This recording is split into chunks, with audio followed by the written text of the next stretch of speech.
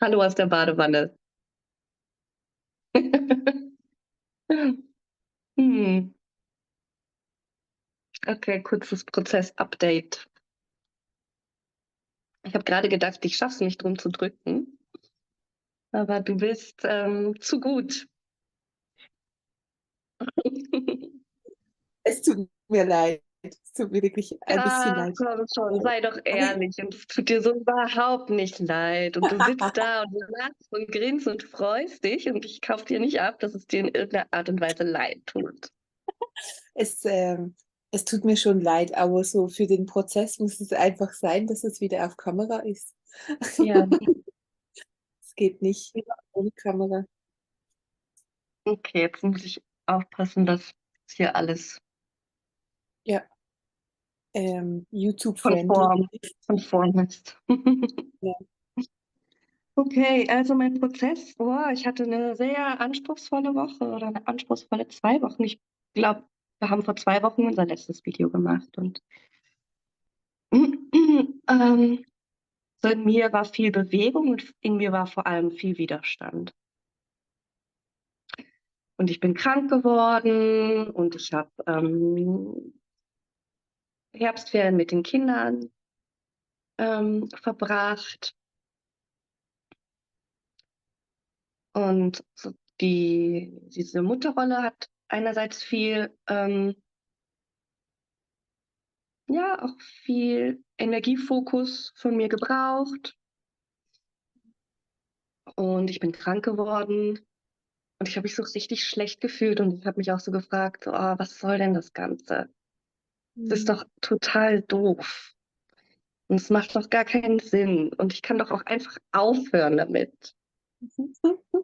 Überhaupt, ich kann doch auch einfach aufhören, mir so wichtige Fragen zu stellen und es einfach wieder easy nehmen. Hm. Und so ein Teil von meinem System hat sich sehr, sehr vehement dafür eingesetzt, dass so alles beim Alten bleibt und sich bloß nichts verändert. Hm.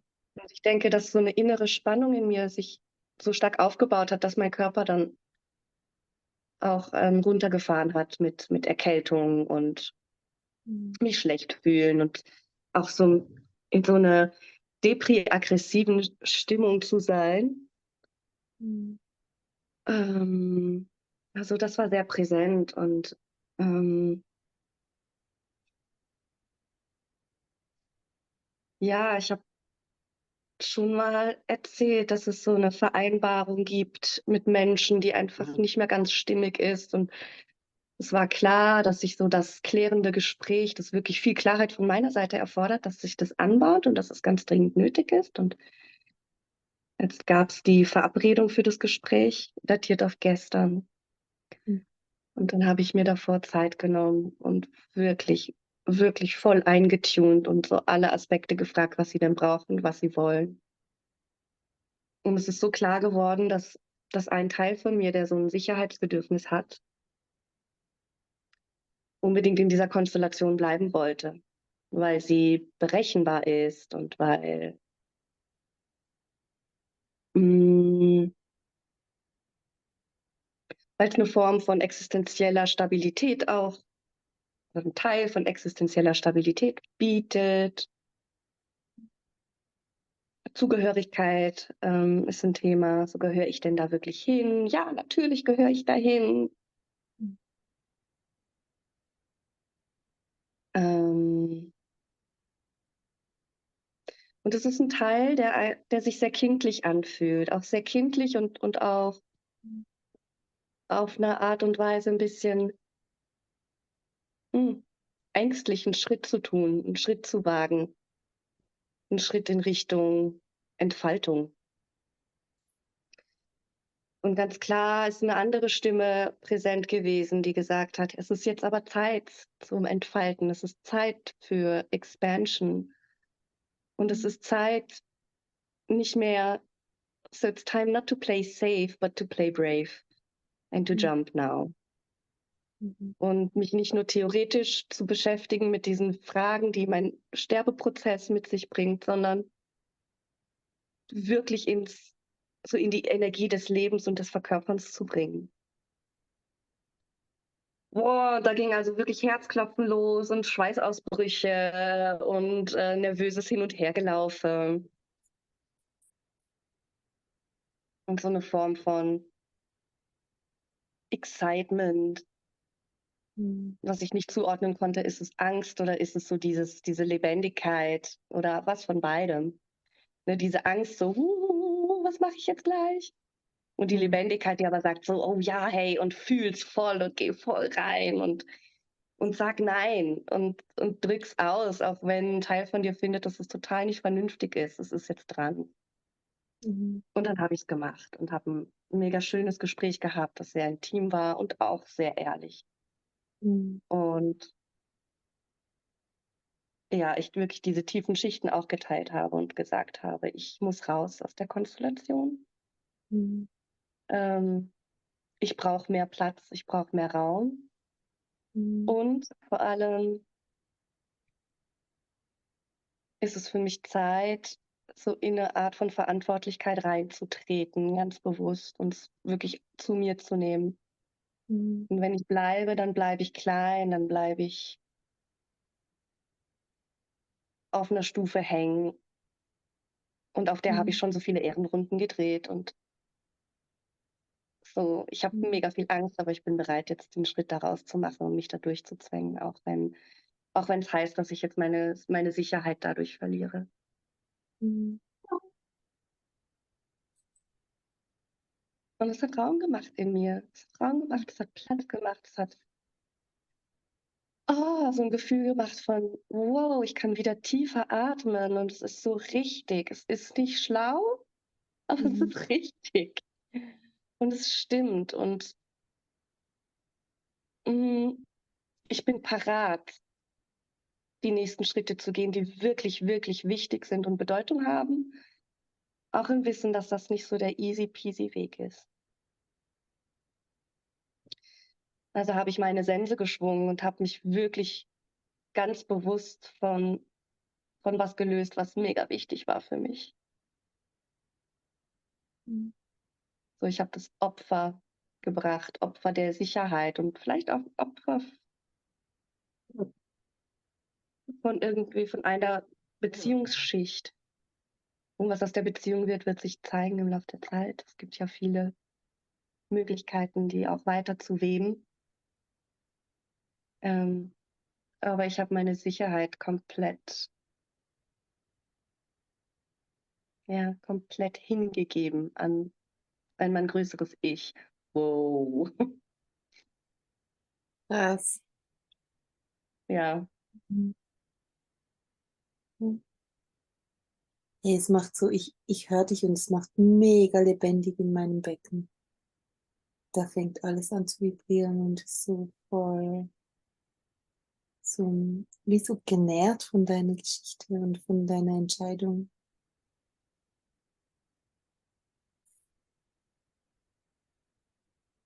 Danke. Ja, fühlt sich voll gut an.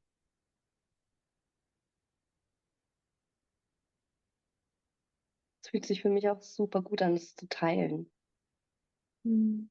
Und es ist auch so ein Erlebnis, das ganz viel zu tun hat mit so: „Hey, ja, wow, es passiert wirklich was. Es ist alles nicht theoretisch Mhm. und alles nicht konzeptionalisiert, sondern wow, hey, ich gehe wirklich dafür und ich stehe wirklich dafür auf Mhm. und nehme es wirklich zu mir und in mich rein und setze Sachen um, die eigentlich ja, total beängstigend sind und unvernünftig. Und im Moment bin ich noch in so einem Trauerprozess auch. Es ist mit Schmerz verbunden. Mhm. Mhm. Es ist mit einer Form von Trauer verbunden und mit Anerkennung und mit einer Leere, die sich auf der einen Seite voll anfühlt und auf der anderen Seite auch ein bisschen orientierungslos macht. Mhm. Und bewusst in und mit dieser Orientierungslosigkeit zu sein, hat so eine ganz eigene Qualität. Mhm. Und ich glaube, was ich jetzt gerade lerne in ja, in dieser Szenerie, ist wirklich einen guten Abschied zu kreieren. So einen Abschied nehmen, wo ich voll da bin. Es ist kein Abspalten, es ist kein Dissoziieren, es ist kein, wow, ich zerstör's einfach.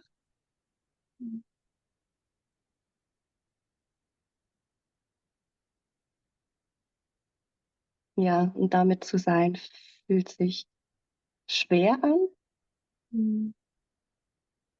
und lebendig. Mhm. Ja, und ich darf dem ein bisschen Zeit geben. Mhm. Mhm. Mhm. Voll schön, das zu hören. So,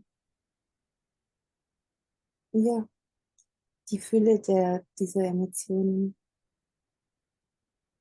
und denen Raum zu geben.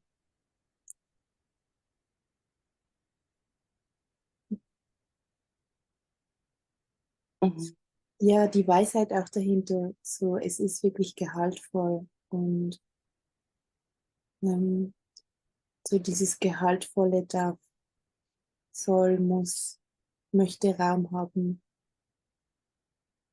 und geht in Tiefen rein, so als du orientierungslos gesagt hast und Schmerz. So, das hat mich auch sehr berührt. So, es geht wie so, wenn etwas abgeschnitten ist, dann geht es so in eine Orientierungslosigkeit rein, weil man sich vorher so an etwas orientiert hat und dann ist es wie weg und da ist wie so Leere und da kann man sich nicht mehr an dem orientieren, das vorher war. So. Und so damit zu sein, so das, und dass es ein gutes Gefühl ist, so, dass es ein Gefühl also so nach vorne ist oder in eine neue, das ist so ein Symbol ist dafür, dass etwas Neues entsteht oder entstehen darf. So. Ja, ähm, so, es hat Raum gemacht Mhm. für eine neue Schöpfung, auch für eine neue Kreation. Und ich merke, wie ich total Angst habe davor. Mhm. Mhm. Mhm. Mhm. Mhm. Mhm. Ja, es hat mich auch so an etwas erinnert, das ich erst gerade mit jemandem besprochen habe, so wie, ähm, er hat so gemeint, wie, ähm, dass sich sein Business so nicht gut anfühlt oder dass er nicht Entscheidungen fällen kann, die sich gut anfühlen, so.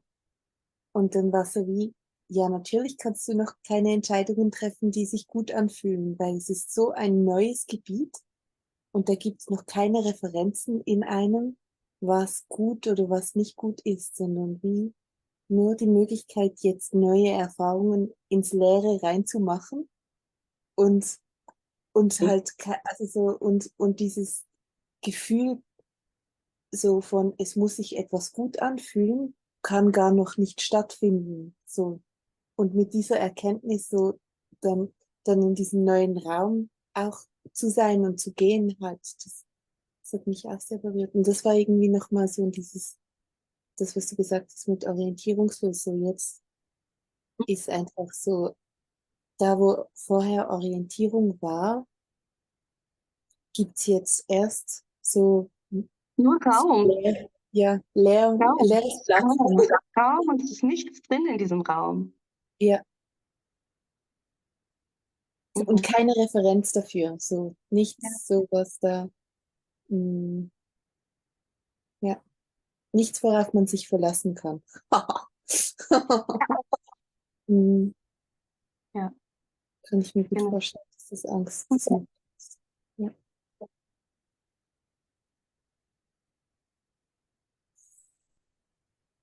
Hm. Mhm. Und es ist auch klar, unser Tempel muss aber in diesen Raum rein. Punkt. Hm. Ja. Oh.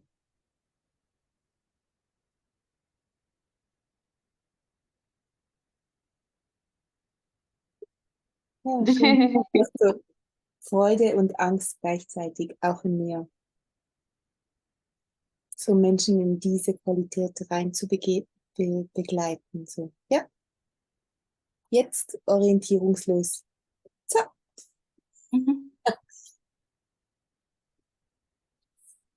Hm. Hm. Ja, ich glaube, das passt schon für heute. Mhm. Ja, ich habe das Gefühl. Ja. Stopp.